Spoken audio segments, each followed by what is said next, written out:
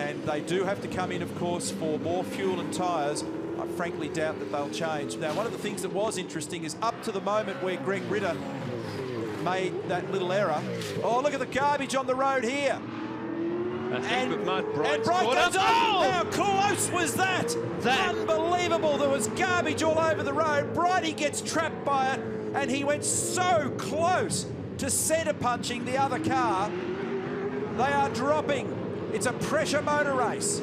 And Bright could well be caught out here, so near and yet so far. Look at that traction. He just cannot find it. We have seen the Scaife Kelly car off, the Ritter Ambrose car off. We've now seen the Bright and Wheel car off. It's a nail-biter of a motor race, this one. The only blokes that haven't been off the road are Murphy and Rick Kelly. Bright's underway again. He's lost a heap of time.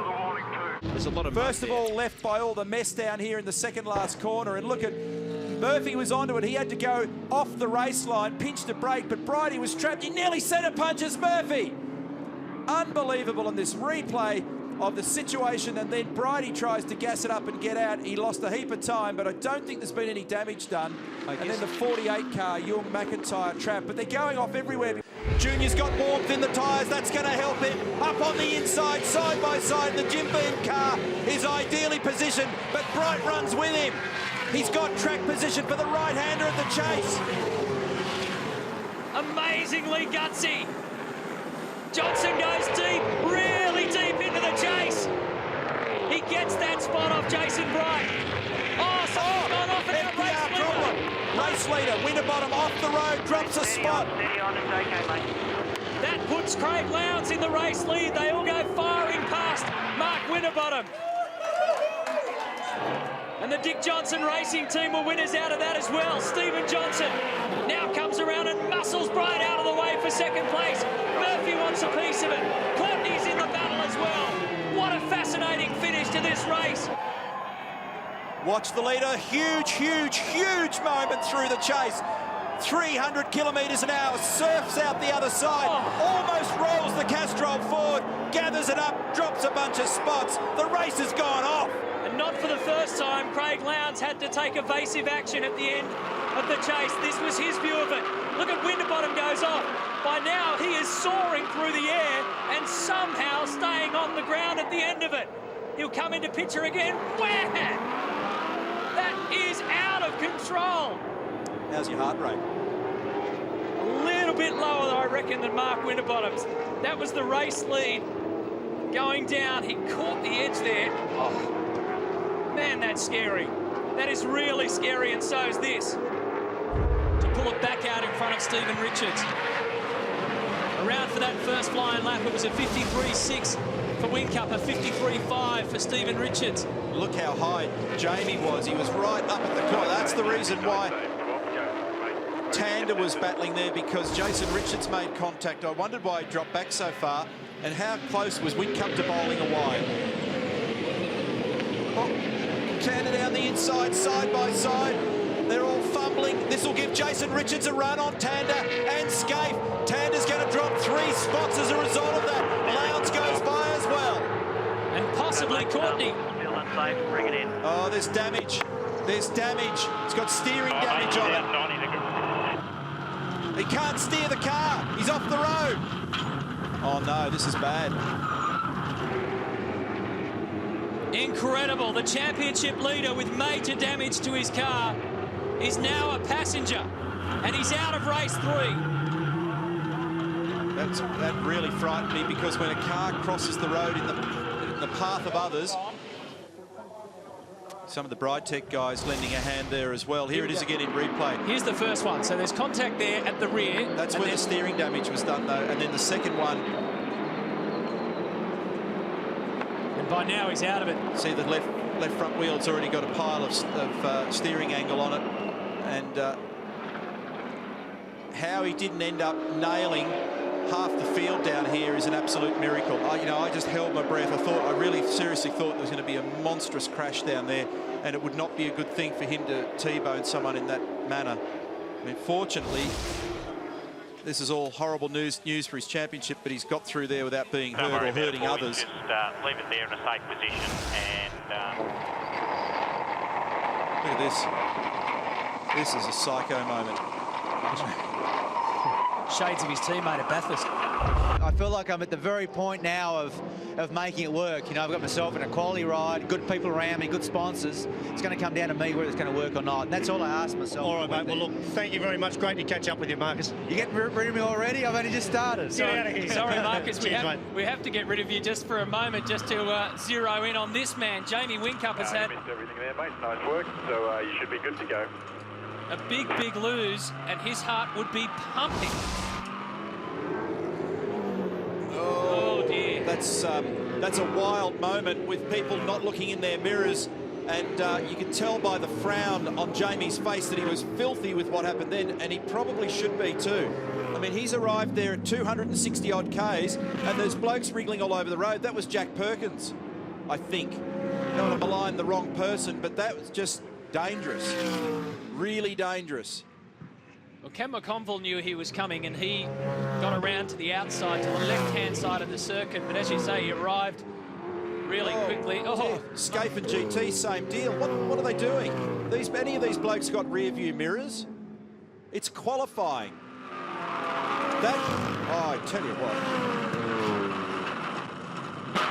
I would not be happy about that. When I was starting my qualifying sequence, to put up with that stuff is just really bizarre.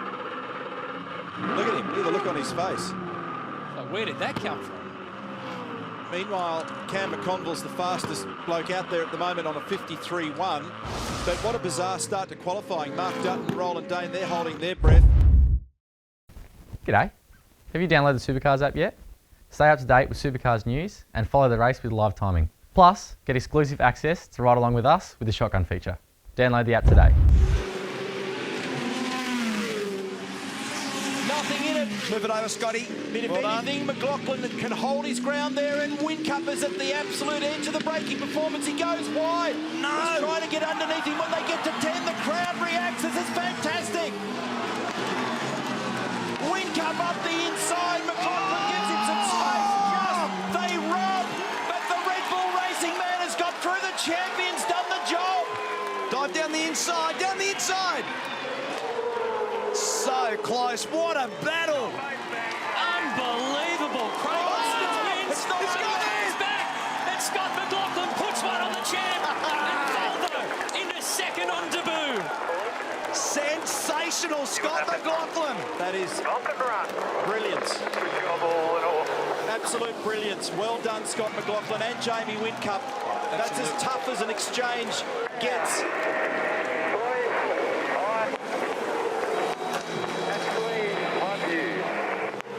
Now let's take a look at this final turn. So Whincup's got him. They rub panels. Scott goes on the inside. Whincup just went wide by himself. And McLaughlin put the hammer down to get second position.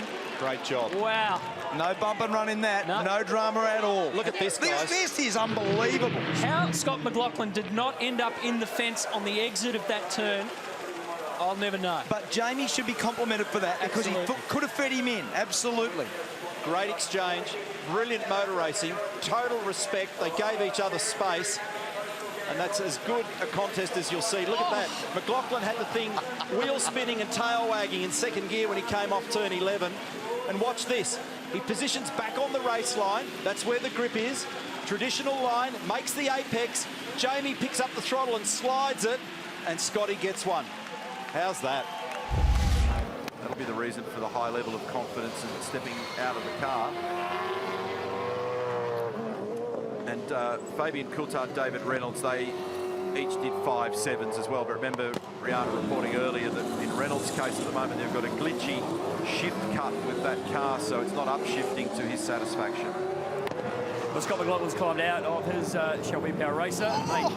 Did you see that move? Sorry, no, I didn't see it. That was out of control. Garth Tander almost speared into Alex Rouleau at 260 kilometres an hour. Bit of action going on the screen there, Scotty, as we watching. You're not out there, so you don't have to worry about it. Tin Slade, he's 10th at the moment. It's only 0.34 behind. Here comes Tander on the replay. They're feeding out of the lane. Alex Rouleau is the one that ultimately just drives straight in front of Tander, who has to dive to the left. And Rouleau was rounding up another car as well. So here it is from the other angle. So Rouleau decided to go round the outside of Jason Bright into the middle of the racetrack. Very likely get a penalty for that, for impeding. So when we looked at McLaughlin a moment ago, it was the start, not the end of the lap. It was the out lap. But these numbers that he's got up at the moment don't look too bad either. So best personal mid-sector for him. He's made a big mistake. This is going to be a drama for McLaughlin. He's clouded the styrene. I think he's actually got away with it. That is a miracle. Whoa! That is a mega fright for McLaughlin and everybody at Shell V-Power Racing. It rotated, got onto the grass, could have gone either way into the concrete walls and did not. So it was a 61.73 for him. Here is the replay of the McLaughlin moment. So it looked quite tidy at this point, but then it had a little understeer. He would have picked the throttle up too early, got onto that wet grass. He's on the lock stops. There's no more left lock available. It missed the outside fence and didn't make it back across the road. Now he's clamped the brake. Fortunately, the grabbing that brake at that moment was what stopped it to go further to the inside next to the pit lane. And here's the other angle. Check it out. So he has got it fully wound up opposite lock and is a passenger at this point. But when he gets back on solid ground, he clamps the brake. And that worked for him. What a save. What a moment. So over the top of the hill, it's 190 k's. Here it is. Check it out.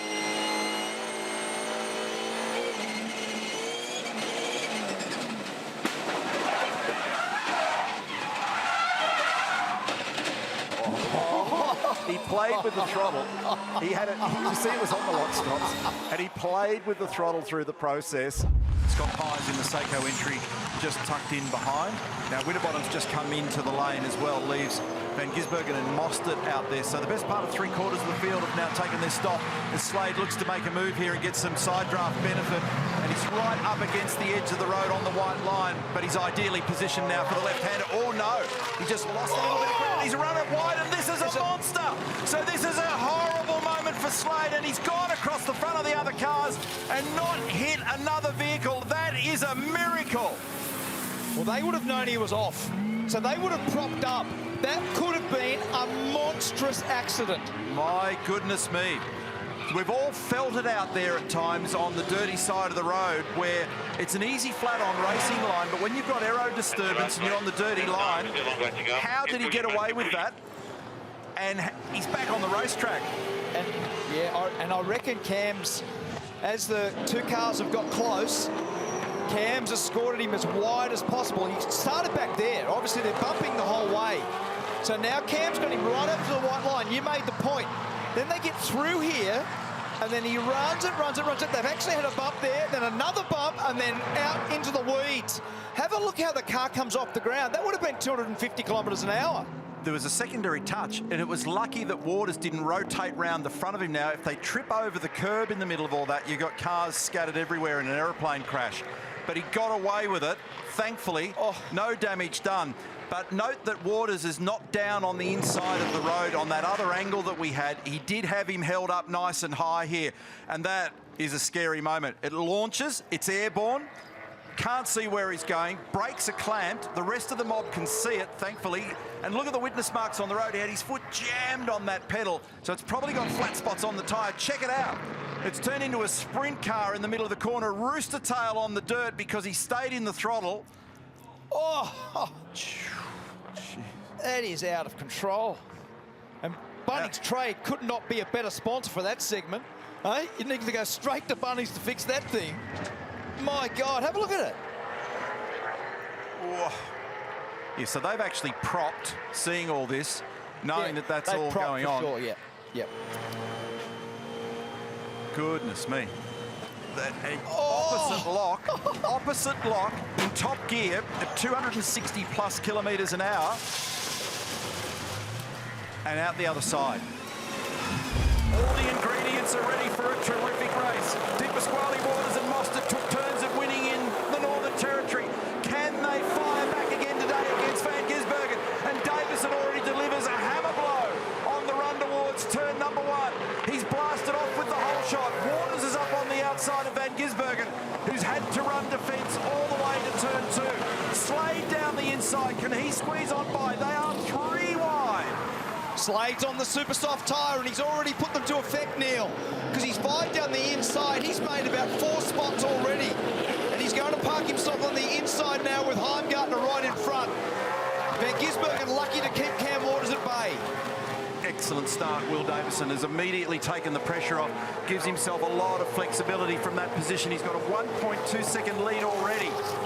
Heavy congestion and plenty of contact down the order at the moment. Davison over Van Gisbergen, then Waters, followed by Heimgartner. We're riding here with Tin Slade, who's all gripped up with a Dunlop super soft tyre. Underneath Andre he goes at turn 10. That's a nice move. So he's come through the field immediately on the super soft tyre. He's put them to great effect, Tim Slade. He's up to 4th. He's up 5 spots as they're all bumping and dueling down at turn 11. That was James Courtney involved there, and he's actually fallen back a long way. Great live pictures still down at the bottom of your screen there, because the gap to Van Gisbergen is 2.6, so Van Gisbergen's just slightly creeping up now. That's all the shenanigans down there at turn 2 on the opening lap. So tough break for Goldie, only got a few metres down the road. That was a big hit for Brock. So he rubbed it hard on the wall down there between 2 and 3. Yep. Big time. Okay, so there's more contact there on that left front for James Courtney as well. But at the same time, he's being shoved along by Todd. It's welcome back to racing for Jamie. Luckily, there's a bit of muscle memory involved, and Hazelwood this time has another take at this, and he gets up on the inside of him, and Whincup does not blink and does not let him by. Now it's a drag race all the way up the back here, and there's a bit of side draft involved, and Hazelwood might get the run this time. What a great exchange between both of them.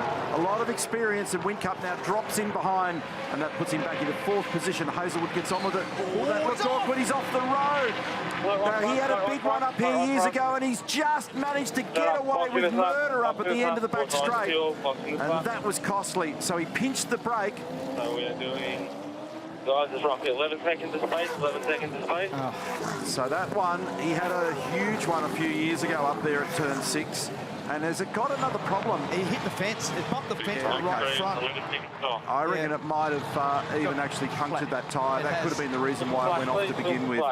I honestly, Neil, I reckon that's an unforced error. I reckon he's fired in there so deep, and he's made his own. Oh, maybe it did turn right a little bit, didn't it? It did. I saw the smoke. Now, that could have been from the contact back at turn 4. Totally. Yep. So that might have called that wrongly. Definitely turned right when he put his foot on the brake. So the contact down at turn 4 may have been enough for that to be the case. I'll tell you what. Tell you what, he could bless himself after that one, because there's not often that you can walk away and dust yourself off from one up there.